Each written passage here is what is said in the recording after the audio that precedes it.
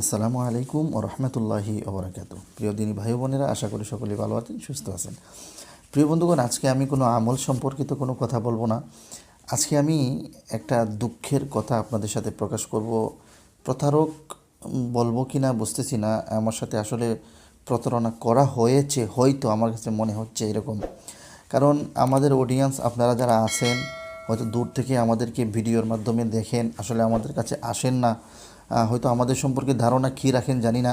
তবে অধিকাংশ মানুষ আমি এরকম বলতে শুনেছি যে কবিরাজ বা হুজুরদের কাছে গেলে, কোনো কাজের জন্য গেলে হুজুররা অনেক টাকা চায়, অনেক টাকা নিয়ে কাজ করে, অথবা অনেক টাকা লাগে হুজুর দিয়ে কাজ করাইতে, বা কবিরাজ দিয়ে কোনো তদবির করাইতে চাইলে অনেক টাকা চেয়ে থাকে। এরকম অনেক কথা আপনারা বলে থাকেন। আমরা সবসময় এগুলা কী করি, ধৈর্য ধারণ করি এগুলো শুনে।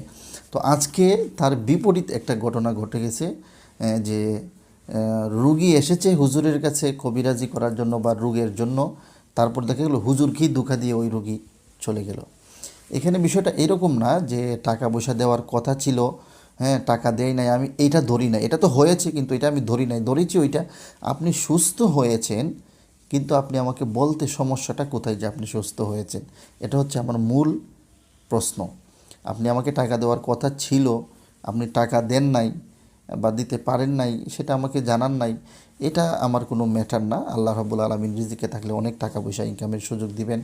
কিন্তু আপনি আমার কাছ থেকে সুস্থ হলেন, কিন্তু সুস্থ হয়ে আপনি আমাকে জানাইতে কেন কষ্ট হলো, বা আপনি কেন আমাকে জানান নাই যে আমি সুস্থ হয়েছি, এটা হচ্ছে আমার বড় প্রশ্ন। তো প্রিয় বন্ধুগণ, আমি ঘটনাটা একটু খুলে বলি আসলে কি ঘটেছে আমার সাথে। তো কিছুদিন আগে, হয়তো 1 মাস আগে হবে, একটা মানুষ, নাম উল্লেখ করার দরকার নেই, নাম বলবো না, আমাদের পার্শ্ববর্তী জেলা কিশোরগঞ্জ থেকে আসলেন। কিশোরগঞ্জ থেকে উনি আমার ভিডিও দেখে আসলেন। ওনার এমন একটা প্রবলেম ছিল যে উনি এইরকম বাঁকা হয়ে থাকতেন, সোজা হয়ে দাঁড়াইতে পারতেন না। তো এই রোগটা ওনার হয়েছে হঠাৎ। রাত্রে ঘুমিয়েছিলেন, ঘুম থেকে উঠে দেখেন যে ওনার কোমরে ব্যথা। কোমরের ব্যথা থেকে উনি আর সোজা হইতে পারেন না। তো আস্তে আস্তে ওই ব্যথাটা বাড়তে লাগলো এবং উনি আস্তে আস্তে বাঁকা হইতে লাগলেন। এক পর্যায়ে এমন হয়েছে যে উনি কোনো রকম, মানে উপরের দিকে আকাশ উনি দেখতে পারেন না কখনো, দেখলে ওনার কোমরে মারাত্মক ব্যথা পান।